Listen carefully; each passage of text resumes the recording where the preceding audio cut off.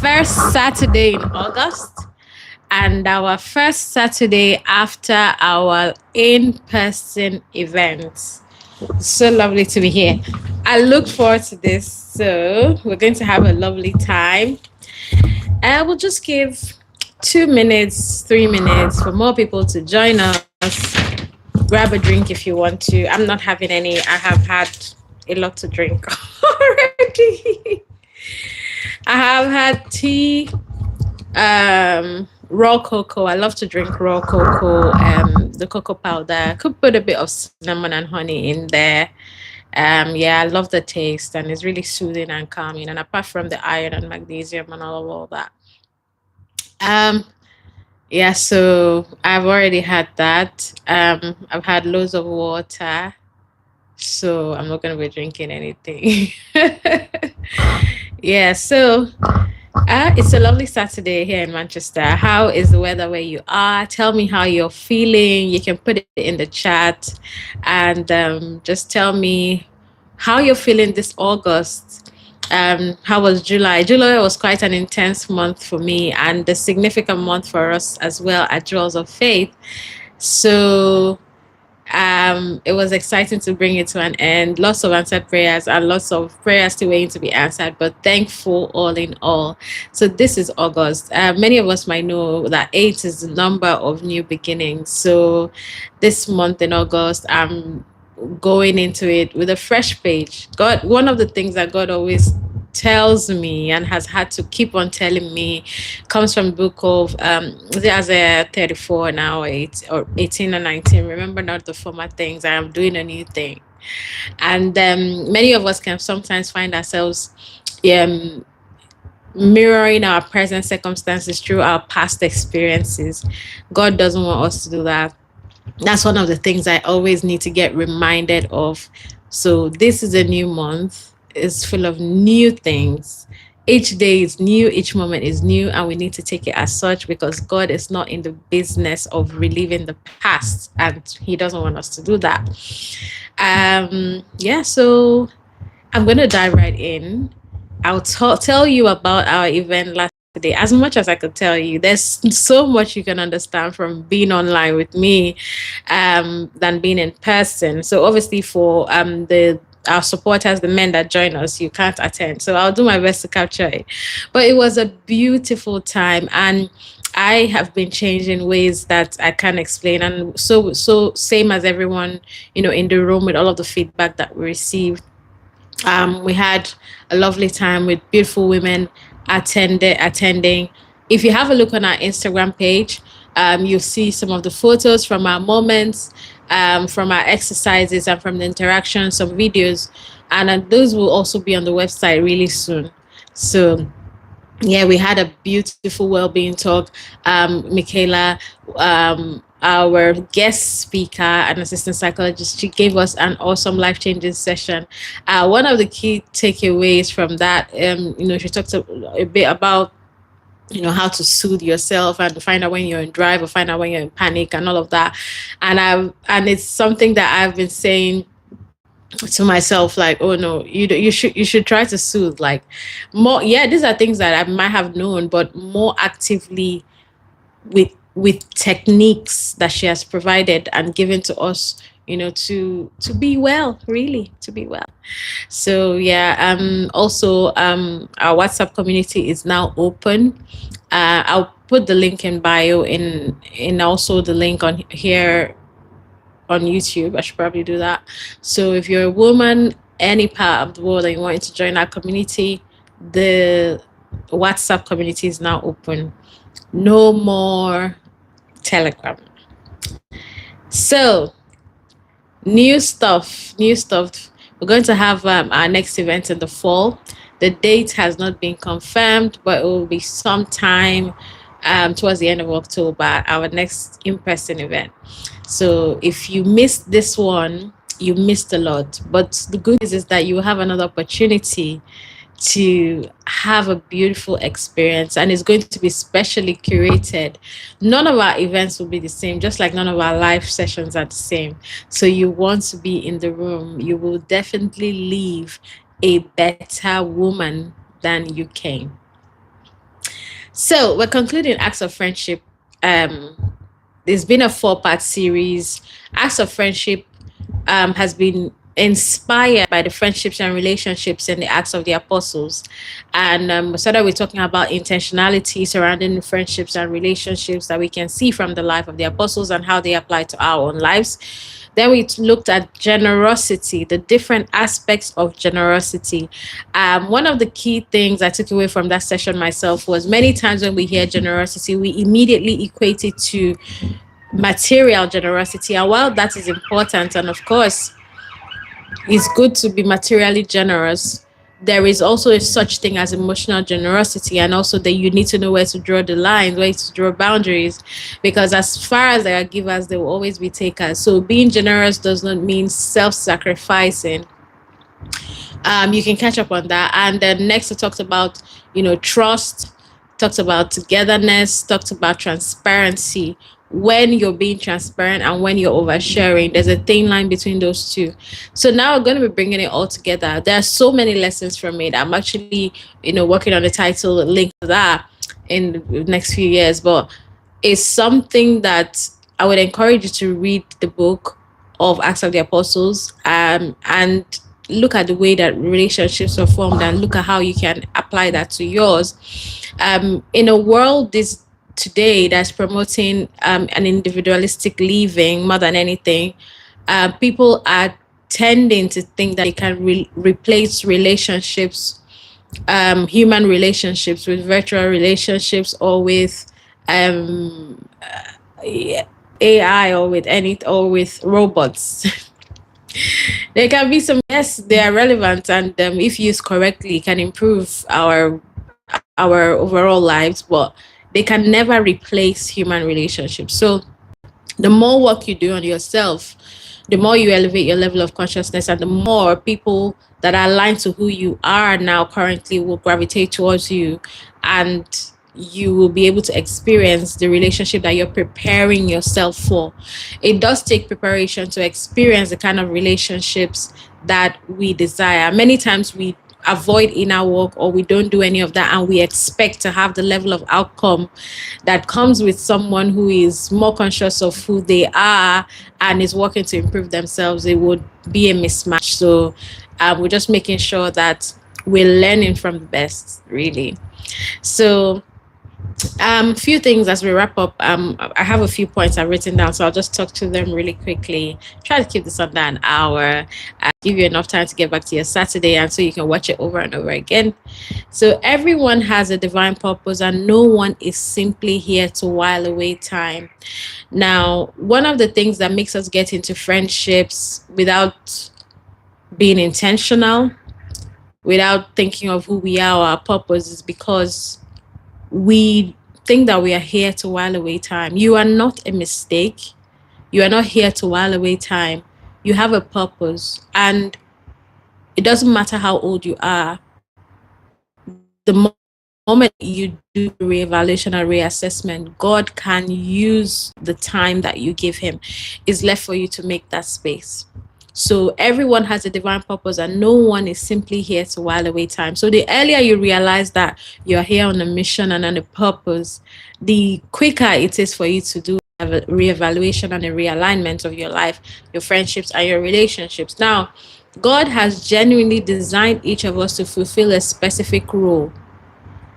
The relationships we build must align with the mission that God has placed in you. So one day I was walking through the park. As you might already know, I love park walks. I live for park walks. I don't know. My scarf is nice, but is it tight? Probably take it off at some point. So I was looking at the trees, right? These huge trees. Now you know you have this really huge trees, and then you have like some smaller, I'm not going to call them trees, but some smaller plants growing on the trees. Sometimes it can come off looking more majestic because of those additional plants. Sometimes you have the ones that just grow and just cover the tree and give it like a carpety feel. Now they are called epiphytes. So I said, these ones that look like little shrubs or trees, they make the tree look nicer and a bit more majestic. Do they actually have any use? And so I started reading up on it. And I found out that I forgot what that relationship is called now, but the big trees don't necessarily lose anything by those additional trees growing on them. And the small, not they're not additional trees, but the epiphytes growing on them. And those epiphytes can grow on their own, but they do better when they grow on the host trees. And in some instances, as I observed working in the woods, they can actually beautify the tree. They make it look better. They make you think about it a bit more instead of just saying, "This is just a tree." You take your time to like look at it and say, "Oh, this looks different." Yeah, it's symbiotic. It's not symbiotic, but I thought about that. It has another name, which is a bit, because symbiotic is when both of them are gaining something from each other. But this particular one is when I'm actually, let me look it up. So symbiotic is when they are gaining something from each other. But this one is, they are not gaining anything. The host tree is not gaining anything from the little plants, but the little plants are gaining from the host tree. Anyway, I need to stay focused on something. So I started looking at it in our lives. Like this is so clearly that they have a relationship. So there are some relationships. It's about knowing your role in a relationship. Now, what disaster would it be if the epiphyte insisted that it needed to be a large tree trunk? First of all, it doesn't have the structural capability or the structure basically to exist like that. So it will definitely fail at that. Can it exist on its own? Yes. But is it better together with the big tree? Absolutely. It grows better. It gives it a bit more structure, prevents it from, dying off really quickly. The big tree, on the other hand, might not gain anything, but it made me stop and ask. So definitely added to his appearance. That drew me to thinking about knowing your role in a relationship. Now, in some relationships, you might be the one that needs to build the structure to hold things together, to be the anchor where people lean on. And in some relationships, you are meant to attach yourself to somebody and add flavor to their lives. A problem comes in where you want to do both, when you want to be the same in all of your relationships. I'm not suggesting in any way that you're insincere or that you act, but it's about knowing your role, because knowing your role will help you enjoy your relationships a bit more. And if you find out that if you find out that that there's a bit of a friction in your relationship or something, we try to find out if you're both trying to play the same role, or if that's where you come to think, are you competing in a way that is unhealthy? Because we all bring something different, we all bring flavor to our relationship. This is just me talking about each of us designed specifically for a role, specifically for something. So in order to align with the right relationships, you need to know your role on this earth, your role in your friendships and your relationships, your role in your workplace, your role in your life. Where there are blurred lines, there will be conflict, and that will cause you to enter into relationships that are misaligned with your purpose, and it ends in hot tears. So that being said, if you're just wondering, I don't even know, what have I tried to play the same role in all of my friendships? Why am I really here? Who am I? Well, it is not too late to reassess your friendships or purpose. So take this moment to pause and ask yourself, what am I here for? Why am I here? The why question solves a world of problems. It helps you to narrow down, to know what you're supposed to be after, to know how you're supposed to carry yourself, who you're supposed to attach yourself to, and so on and so forth. We get in trouble when we don't ask the why questions, when we find ourselves living lives that maybe are recommended for us by our families, or by our culture. You don't actually know why you're here or what you're doing. And so ask yourself why.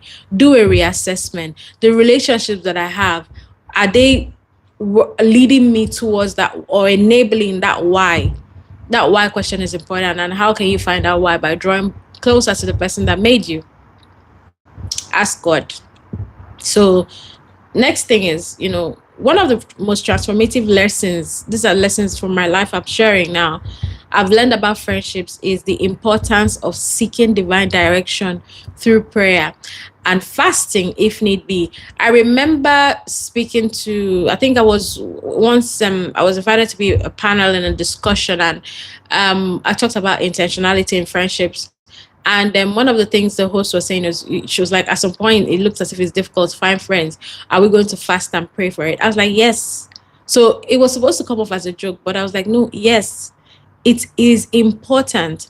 If you find out that you've had the same kind of cycles over and over again when it comes to your friendships or your relationships, or you're just not fulfilled, or you just don't know what your role is, or it is not too little. I always emphasize that every detail of your life is important and God is interested in that. So there is nothing wrong in saying that, you know what, I'm going to fast and pray. I need to know exactly what relationships I'm supposed to be in. That's not a problem at all. So it has been transformative in my journey and in my relationships, realizing that I don't just have to go ahead and pick people just because I like them, or allow myself to be picked because people think I'm cool or whatever. I need divine guidance will bring the right people to you and take you away from the wrong people, which can be sometimes painful. But if you're wanting to invite divine guidance, if you're wanting to hit the nail on the head, and if you're tired of making mistakes, if you're tired of feeling drained after a friendship, or or an association with someone, divine guidance is the way to do it. And of course, getting the guidance is one thing, listening is another thing. So a quick background to how I came to this realization, right? I've had a few seasons in my life where I've had very difficult experiences that have somehow caused me to be isolated. So forced isolation. So at that point in time, oh, you have to be on your own. Then, maybe you no longer have a phone, for instance, your friends don't know where you are, and these have been times of deep introspection. One of most recently, I think 4 years ago, I was describing it as Cave of Adullam. And that's where David was, where he was running away from Saul, and was running. The Philistines recognized him, and he had to run somewhere, and cry unto God. I think it was in Psalm 34 he wrote there. So, I started thinking, okay, now that I'm by myself, I need to reassess, okay, what led me to this place? Okay, what happened? Or even if it's not in that had nothing to do with the relationship I was in, the reality is that you now have ample time for introspection and evaluation and assessment. So what do you do? And oftentimes, if you're lucky enough, you might go through that season. I think I was lucky enough to go through that season twice in my life for me to be able to come to this point. But many times you have to create that space yourself. If you haven't seen my video of making space, I'll encourage you to watch it, because I talk more about that, and I use, examples in life of Jacob, for instance, and Abraham, and so much more. So when you find yourself in those kind of seasons, it's not time for you to plan to jump back into the sphere, the cycle of how you were living before. It's important for you to evaluate the relationships that you have, and think about how you can align yourself with who you really are. It's a time to ask yourself the why question. So in that period, that was where I got to realize that no, I can't just jump back in there. This is the second time. I need to give God the reins when it comes to my friendships and relationships. I can't just go off what it seems interesting, what seems cool, what I like, what I don't like. I need to allow God to do that work in me. So there's another thing I want to touch on, because of course I'm focusing on adult friendships. So a lot of adults tend to say things like, oh, I don't have friends, I don't keep friends. I think from Nigeria, where I am from originally, a lot of people boast about that. They say things like, oh, me, I don't keep friends and whatever. And it comes like a badge of honor. But what people fail to realize is that we are social beings. We are human beings first. We need that connection and communication. And your friends generally determine everything in your life. I'm not going to go over the whole series that we have been on. So many people say this from a place of pain, like because of they've had some bad experiences. We have all had bad experiences, or we have been the bad person in someone's experience. But knowing, as far as you're a human being, you do need those connections. If Jesus needed different kinds of connections, relationships, and friendships, then you do too. So it takes you putting yourself in a position to reevaluate, like I talked about before, doing the work that is required, putting yourself in a position and lifting up your level of consciousness to attract the kind of friendships, and of course to allow divine guidance lead you, allow God to lead you, because some things might look good on the outside, but they really are not. And if you don't know your role, remember I talked about knowing your role, you go into a new relationship playing the same role, even when that is really not what is required of you. So we are designed first and foremost for human connection. AI is not going to be your best friend. You need a human being. So to live a life aligned with your purpose, you need friendships that support your purpose. Of course, you have to know what it is. Sometimes people, I shared this story at our well-being events. I'm going to share with you now. So a couple of years ago, I was in a relationship that now I understand was not aligned with who I was, and I was trying to do some exams, some professional exams to improve my career, and just, move ahead really.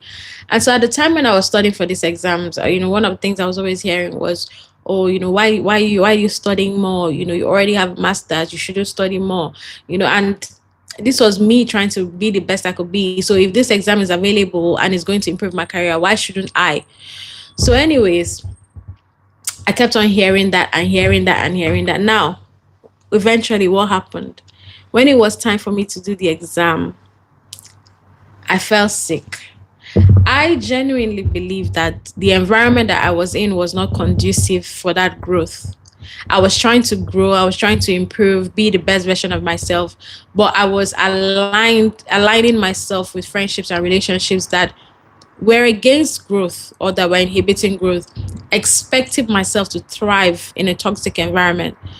No matter how positive you are, it will get to a point where you'll be pushing against the grain. So you want to surround yourself with friendships that are aligned with your purpose, right? Prayer will help you not to be led by your emotions. I've talked about that, divine guidance on how it will help you. You might really genuinely like to be maybe a part of a group, like some certain set of people, and at that season in your life, that's not what is best for you. So prayer is what will help you differentiate from a connection that is driven solely by emotions or by one that is aligned with your purpose and your season. So now, what I am not trying to say, because I need to clarify this, is I'm not trying to say that the friendships that you have must be people from your church, or they must be people from your sect or whatever. No. Sometimes there are friendships that God will place in your life that they might not necessarily be believers. They might have different backgrounds, but they are required for your life, and you will also have a role to play in their life. That's where discernment comes in. So knowing your role. There are some relationships that your life alone is the sermon that they need to come to God. Knowing your role, you might be a teacher. For example, yes, at this point in time, my role, is to lead Jaws of Faith, and I'm the visionary behind it.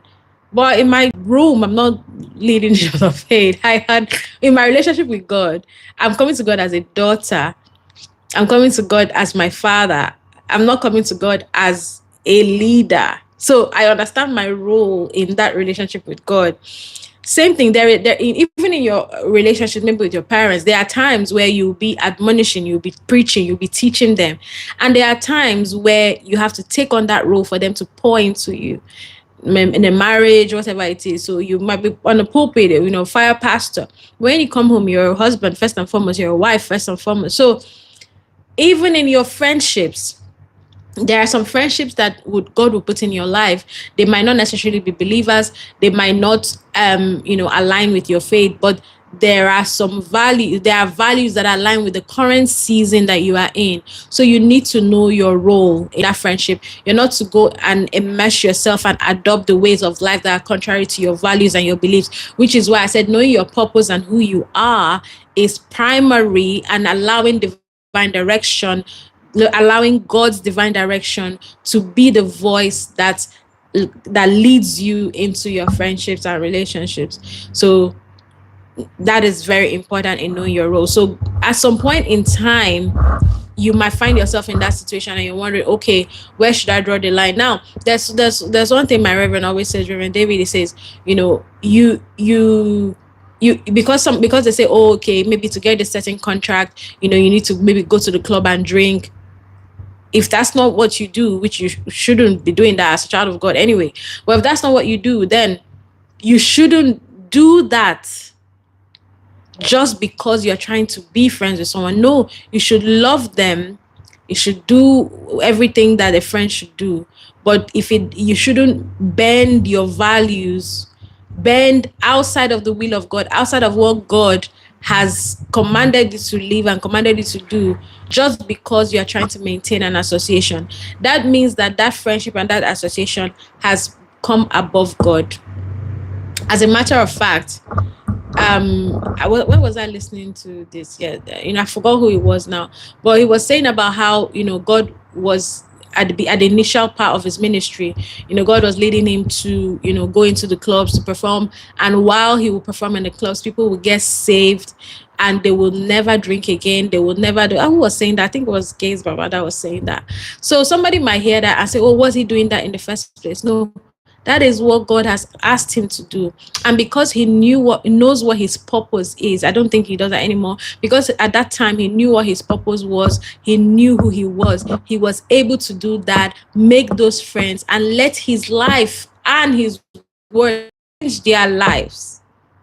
So I don't want you to think that, okay, well, now we need to focus on people from our church. But one of the things I've even found so shocking getting closer to God more recently in this last few years is that sometimes you might be part of a group, part of a church, and then maybe you have to leave the group, you have to leave the church. Maybe at that season of your life, like there was a time, God was like, I want to be with you one-on-one. Yeah, it's good to be part of things, but I want you to be on your own. So that isolation that I talked about at the beginning, and at some point you're no longer part of groups that, yeah, you genuinely love the people, you want to be in the groups, but you're no longer in those groups, and somehow it's like, that's the end of the relationship. So I saw a video on Instagram, and the guy was like, oh, Christians, if someone leaves your church, you can still talk to them, you're not in a gang. And that's true. So I just want to draw that line and bring out that differentiation that you need to, for you to be able to engage properly in the relationships that God has put in your life, whether they are believers or not. You need to primarily know what your purpose is, who you are, and you need to allow the Spirit of God to lead you.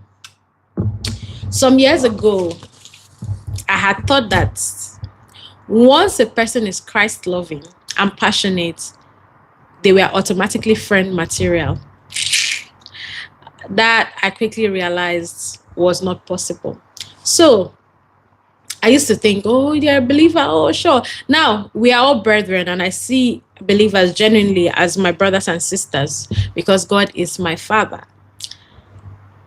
However, when it comes to friendships, understanding it, knowing that the person can love the Lord, can be passionate for God, and it's okay if they're not your friend. Don't mistake that love and passion and service for God as an invitation to friendship.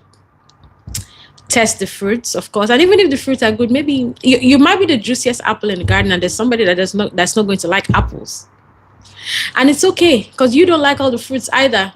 So understand that, right? And that's why the Spirit of God needs to guide you. You don't just go off of the people, because sometimes you might like someone and say, well, I want this person to be your friend, and maybe that is not in the season of life you're in or they are in. You guys are not supposed to be friends at that point. Maybe later or maybe never. So let the Spirit of God guide you and not just your emotions. And prayer will help you discern that. I said, I like apple. I love apples too. But somebody else might not. And it's okay. It's okay. So now another thing I want to touch on is seasons and friendship. I've mentioned it throughout, but I want to use an example from Acts. And our faves, Paul and Barnabas. Bible already says, separate from me, Paul and Barnabas, when they were praying. And then God said, oh, do that. And then they started going about preaching. In fact, their bond, basically, Barnabas discipled Paul because Barnabas had probably been in the faith longer than Paul, had, and helped him, and they did exploits together. They faced trials together. There's a thing about facing trials with someone that bonds you even more. So they went through all of that, but there came a point where they had to go their separate ways in Acts chapter 15. And what happened is that they had a disagreement. So together they were able to overcome opposition. When they could no longer agree in purpose, their friendship had to be different. Now, they both still wanted to serve the Lord. They both still wanted to preach, but Barnabas wanted to take John Mark, and Paul did not want to. John Mark had deserted them before when the trials were too much. So I don't blame Paul for not trusting him, right? But these two were a pair that were put together in prayer intentionally. But there came a point where that season had come to an end because they couldn't agree on the direction that the purpose was supposed to take. So this is just a call to you that not everyone in your life is meant to journey with you through every season. When you try to drag people that are in a past season to the next season, you suffer for it. And when you try to move into a season before it is time, you also suffer for it. Of course, discernment and allowing God to lead you, divine guidance, listen to what the Holy Spirit is telling you, listen to your intuition, pay attention. So, there's a video I saw. I don't know the guy's name, but he's a creator online, and I run into his post once in a while. And it says sometimes when God is about to elevate you, when God is about to change your life, one of the key things is that you go through a season of separation. And we see this all over scripture. And this is because sometimes the people that you're surrounded by are not for that next season.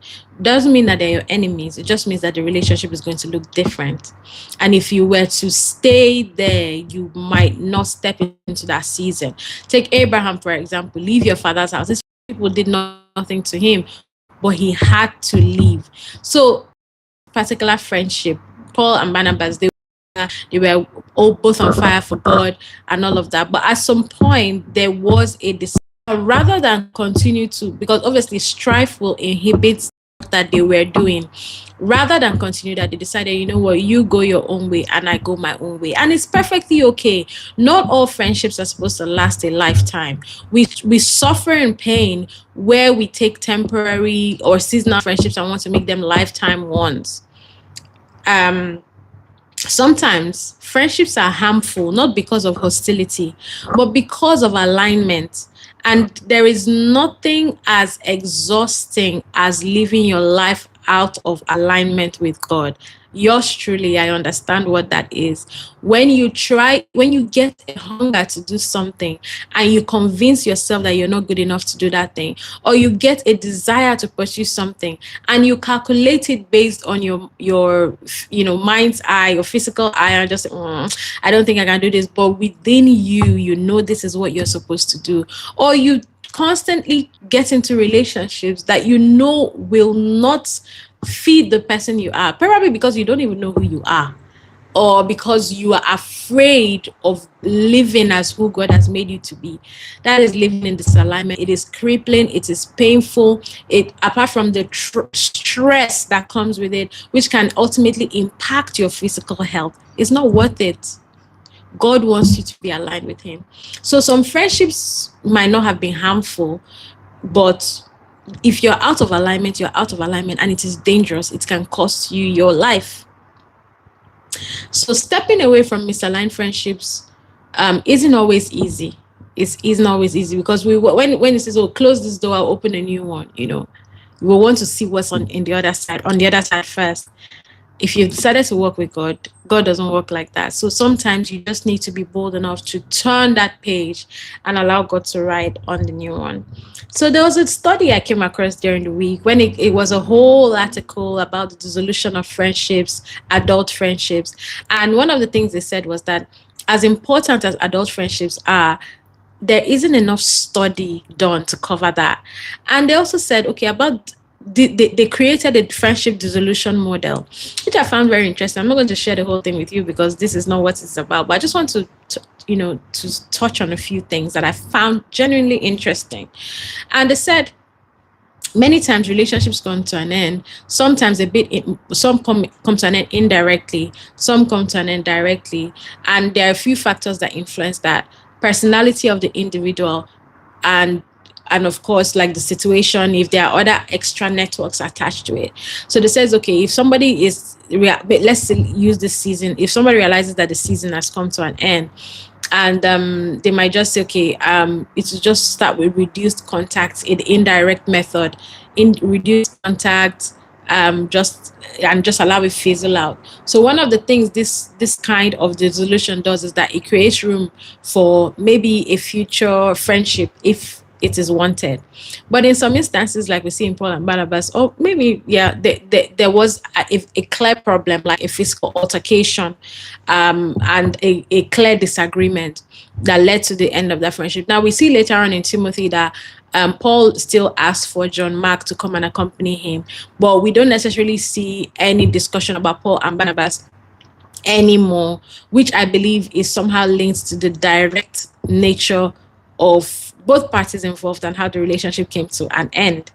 So it's sometimes you might look at your relationship. So which of my relationships is there a possibility of rekindling because of the way it ended, if it was a bit more subtle and indirect, or if it was just more like, there was a specific event that led to that end. Whichever it is, it's okay. It's just something I thought to share with you. But one of the key things you want to look out for, and one thing I always say across all of my videos, is that forgiveness is important for a real friendship. You need to give grace instead of suspicion, and it does not equal reconciliation. Many people mistake the two and get into trouble as a result of that. So here are a few things that you want to look out for, and to know if your friendship is aligned, or misaligned. So if it is only based on self-interest, mutual benefit, or convenience, you probably want to revisit that friendship and do a proper reevaluation. Can it start off like this? Absolutely. But if it continues like this, it's not really a friendship, is it? In the very first episode, I talked about different kinds of relationships: acquaintances, allies, confidants, friends, and all of that. So you might want to look into that to know if you actually have any friends, or if you are calling your acquaintances friends. Now, if your friendship is aligned, it's going to lead to mutual growth. There's going to be sacrifice from both parties, and you're going to be living lives that are aligned to purpose and bring glory to God. If you're a person committed to inner work and growth, if you're someone that was on this call today, or you use any of our resources, or any other kind of self-improvement, self-growth avenue, and you are best friends with someone who isn't invested in growth, you probably need to reevaluate that, because you will be improving and growing and the person is not. So what happens is you might probably start off on this level, and then you start to elevate, to study, to build yourself, and it's not doing that, and then somehow you start having friction and clashes that shouldn't necessarily be if you were both growing and improving together. So an aligned friendship is one that allows for mutual growth.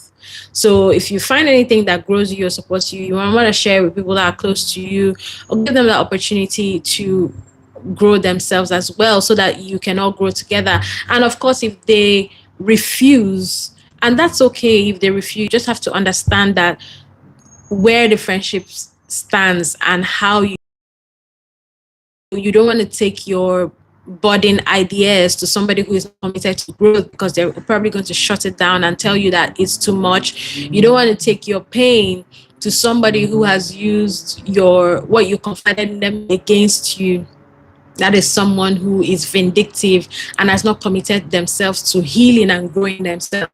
Because if they have, they wouldn't treat other people like that. So a few more examples go on like that. So a friendship that is misaligned is usually based on solely self-interest, mutual benefit, or convenience on either path. And if it is an aligned friendship, there will be mutual growth, there will be sacrifice. Thank you. Off and blurry. Let me move back. What about now? Is it clear? I think it's probably the network. So let me know if you can hear me and see me before I continue. All right, good. So mutual growth, sacrifice, and living lives that are aligned to purpose and bring glory to God. Not all friendships will start off like this, but ultimately, if mutual growth is evident, it would improve and okay.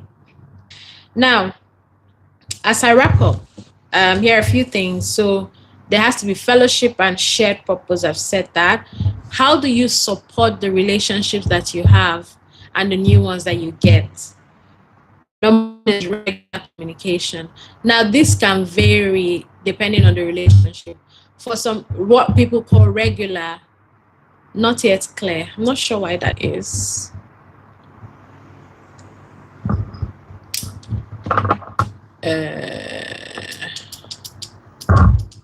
Okay.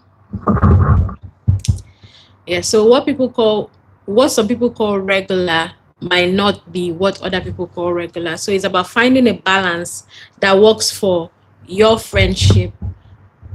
I remember knowing someone who loved to be on long phone calls every day. We were supposed to be building a friendship, but each of those conversations left me drained. I wasn't as mature as I am right now to say that, I can't do this. This doesn't align to me. I just felt like I needed to oblige because I told myself that, oh, this person needs someone and it has to be me, and all that. So now every time we'll have these long calls and it will leave me so exhausted. To her, she might have wanted regular communication, and to her, that was regular communication. But to me, long calls every day is too much for me. And it's clear that you set expectations with your friends. Ideally, you might need to do that for if you're both different and you're working to be friends. There will always be teething problems. There will always be one of them. But there are sometimes it just feels like a glove. And it's not always going to be like that. So I don't want you to give up on a friendship that God has sent to your life just because it doesn't immediately fit like a glove. But you will know how you feel after the conversations if you want to continue with that level of intimacy or not. So regular communication, support during tough times, and celebration in times of victory. Forgiveness as well, which doesn't mean reconciliation. People are often quick to make videos. They know your friends and who are those with you when it gets tough. And that is true. You need friends to be with you when it gets tough. But there are times when you are in a tough situation with some friends and your victory makes them withdraw from you. Your victory causes them to retreat from the friendship or to be hateful towards you. So it's as much as you need people to cry with you, you need friends that would rejoice with you. So I wouldn't neglect one over the other. It's important. Both are equally important, because some people that grieve, some people that you expect to celebrate you will be the ones that will grieve your growth. And there is no way for you to know this if you haven't had the down times to now have the victory, to see who is actually celebrating with you when you're in your season of victory or when you are coming out of the rut, basically. So both are important. Forgiveness, of course, is essential. Now, someone might genuinely make a mistake and you would need to forgive them. As a matter of fact, you must forgive your friends if you want to have a happy life. It's much more for you than for them, so you will need to forgive for your own benefit first and foremost, and because God asked us to do that. Now, forgiveness is not equivalent to reconciliation. I saw a video during the week and it struck me really profoundly. One of the things she was saying was, when a snake sheds its skin, it doesn't shed its skin and become a bunny, for instance. It sheds its skin to become a bigger snake. So if there has been a bite, let me put it that way, from a random person, oh yeah, this is different and all of that, I've changed. Yes, forgive. Even before they ask you to forgive them, forgive them. But that does not mean that they are entirely different. Remember, I said that trust is earned by consistency. I talked about that last week. Last 2 weeks, sorry. Consistency. So letting back into where they occupied after a betrayal immediately is foolishness, is not forgiveness. So the person needs to build your trust over time, but of course you need to forgive. So please do not mistake forgiveness and reconciliation. I want to call everyone out on a scarcity mindset that many of us might as well. When we think, oh, I don't know, I'm going to get good friends. I don't know, I already have friends, or people have wronged me. There are no good people left. There are 8.3 billion people in the world. If you believe that you serve a God of abundance that can give you money, cars, and all the things, why do you think that God cannot give you good friends? You need to value it enough for it to be something that you ask Him for, and for it to be something that you depend on Him for. You can't live in scarcity when it comes to your relationships. God is able to do exceedingly abundantly above what you can think, ask, or think. And that includes the relationships that He brings on your path. So don't say, oh, well, I've been hurt too many times, I'm done. Yes, that is valid. Allow God to heal your heart. There are journeys you can undertake. You can go through counseling, go through therapy. Those are tools that God has provided. You can read books. Sometimes I share some of the ones that have helped me.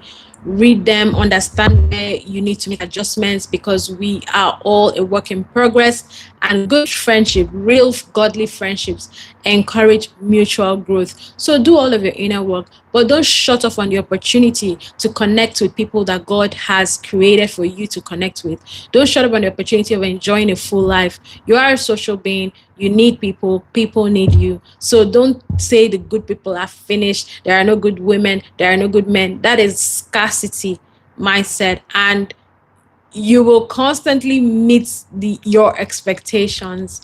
And we don't want that, do we? So few things I'm going to leave you with as I wrap up. I'm saying all of this to say that as an adult myself, I understand that adult friendships can be complex. There is a mix of family, life situations, heartbreaks, financial problems, relocation. There's a mix of all that makes it complicated. But the way to navigate them is through faith and purpose. No matter how complex they are, if you really do know who you are and why you are here, you will always center back. You will always center back. So adult friendships can be complex. I agree with that. It's not just as easy as a child playing with somebody, up to the park to another child and say, oh, can you be my friend? Yeah, sure. Let's be friends forever. Life happens. But when you anchor yourself on your faith and you'll be fine. Will take some time, but you'll be fine. The next thing is discerning God's guidance in relationships. Now, not all friendships are meant for you. This is a hard pill to swallow, and I needed to swallow it with 2 cups of water. Not all friendships are meant for you, and not all will align with your purpose. Sorry. These may be perfectly good people, and that's okay. That's okay. Not all relationships will last forever or remain the same forever. So learn to discern seasons in your life and adjust accordingly. It's dangerous not to do so. Be intentional about strengthening friendship, both new and old, through prayer, support, and vulnerability. Vulnerability is something that I am learning and I've had to learn over the years. And I find that it makes for better connection and better friendships because you appear human, because you are human. I talk a bit more about knowing when you're oversharing and knowing when you're being vulnerable in the last Acts of Friendship episode, which was trust, transparency. So look into that to understand. So be intentional about strengthening your friendship. If things are unclear, find out what communication means to that person. If you're genuinely not able to meet up with that, tell the person, I'm sorry, I can't commit to hour-long calls every day. And if that is your thing, hey, it just means that your expectation of communication of that friend of from that friendship would adjust. That's okay.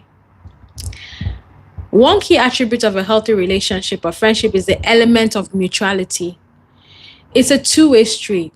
So mutuality and not equality, because sometimes it's never going to be the same, at any given point in time, but there should be a mutual kind of benefit for both parties, mutual enjoyment, mutual everything. So be discerning to recognize when you are the only one in the relationship. There are many relationships and friendships that I thought were friendships that I realized that the moment I stopped initiating, the moment I stopped reaching out, they died a natural death. And it's not something to be offended by or sad with. We don't have time for offense because we're trying to make room for all the wonderful things that God has. But it's a wake-up call for you to know when you are the only friend. If you're the only one doing everything, chances are, remember the friendship dissolution model I said about earlier, chances are that the friendship is dissolving in a way that is indirect, stemming from probably the number of mutual connections you have or the personality of the person trying to end the friendship. So maybe a conversation might be worth having for some clarity, just to find out a bit more about the person's life. Are they going through a season, or is this just the way they are? And if that is it, that season is over. Embrace the next season that God has for you. Remember, God is always doing a new thing.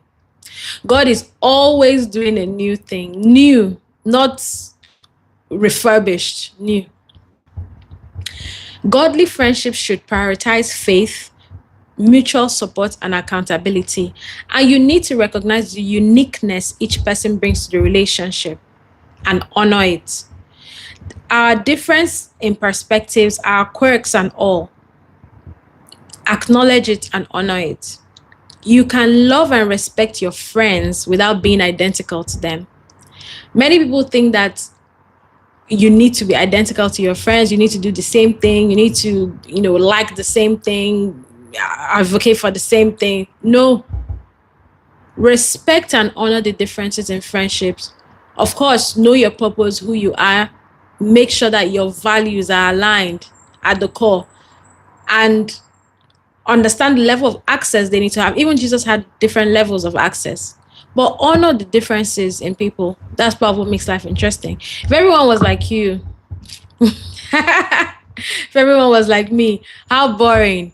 So you can still be friends with someone who has different perspectives from you. You just need to put the pillars in place, ensure that you're intentional, understand what communication means to both of you. They are there for you in tough times. They are there to celebrate with you as well. Both are important. Understand that you should forgive them, must forgive them, and that forgiveness is not equivalent to reconciliation. And whatever else is different, I think you can work around the dynamics of the relationship. Of course, it has to be mutual effort being made. Remember, I gave an example of my experiences being usually the only one that I'll just say, well, just check in and you just find out, wait, I'm the only one doing this. there are two things involved. Have a conversation, and if there is no change after the conversation, you have your answer, and it's okay. It's okay. So there are 8.3 billion plus people in the world. It's impossible for no one to like you or align with you. Impossible. There are people out there that want to meet you. There are people out there that want to be your friends. There are people out there that want to get to know you. And you have to see yourself as someone worth knowing, someone worth being friends with. You have to be the friend that you want to have and enjoy your life, and you will eventually get to meet them. It's impossible for no one to want you. And if you think that is the case, then you have to dig deep into why you think that is the case and allow God to grow you and heal you. Remember, mutual growth is an attribute of a good friendship and relationship. So the very friendship and relationship you have with yourself is primary to any other one. The one you have with the Lord. If you hate yourself, it's impossible for you to love someone else. So if you think of yourself as someone who no one wants to have a relationship with, then you need to dig deep into why you think that and allow God to heal you. But I can assure you that out of 8.3 billion people, there are people for you. You've got your people. You just need to find them. You just need to stop insisting that your people are a certain group of people, or that your people look a certain way, or that they must sound a certain way for them to be your people. No. True friendship is connected by purpose, by heart. It's connected by vision. It's connected by values. So much more than how you look or sound. So trust me when I say that out of 8.3 billion people in the world, there are people for you. You've got your community. You just need to find them. So open yourself up to an opportunity to connect, to be seen, and to be loved. It takes a lot of courage to do all these three things. Because face it, there are some aspects of ourselves that we want to hide or we don't really like. And it's okay. Everybody's a work in progress. But you need to understand that no matter how you feel about yourself, God loves you. And there is no aspect of you that God doesn't see. And even though he sees them all, he loves all of them. And the parts that need work, he's able to support you to grow through them. He's able to support you to grow through out of habits that you're not proud of. He's able to support you to grow through behaviors that are not aligned with your purpose. But you need to let him see you. Some people come to God with bravado. I was telling someone, I was like, there's no need coming to God as a macho man. You need to come to God as a child so that you can experience his love. There's a quote that I saw that says, forgiving people forgive much. If you understand what God has done for you, if you allow yourself to receive the love of God, it's difficult for you not to love others. Will you be rubbed the wrong way? Absolutely. Will you rub others the wrong way? Yes. But it is the love that you've received from God that you are able to give. So I want to encourage you to open up your heart to receive God's love today. Receiving God's love will help you love yourself, because you know that there's nothing you could do or would not do that will stop God from loving you. And that assurance and that righteousness, that realization is what gives you wings to fly. You are only as good, your friendships are only as good as the friendships and the relationship you have with the Lord and with yourself. If you don't know Jesus and you're wondering what's she talking about, it's just a simple thing. Just ask him to reveal himself to you. Open up your heart.